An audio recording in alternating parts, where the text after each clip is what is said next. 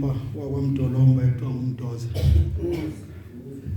wathi kum suka nina befundisi basewisile noyiswa nakuphilisa inhloko eqaqambayo.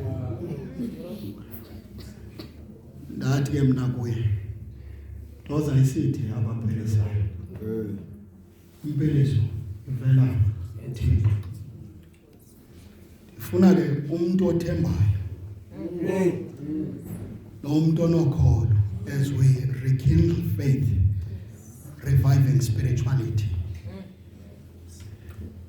Not just spirituality, but deepen spirituality.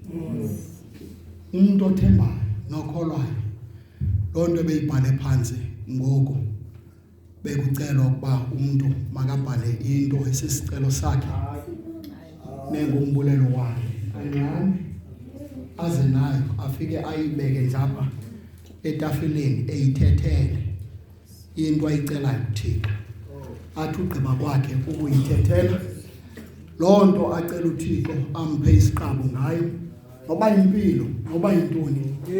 Nandilapha njengompristi nomuntu owaphumela nento yokuqhumisa amandla kokwabo ukuze nje nginicelele kuThixo ba uThixo ayive imithandazo yethu.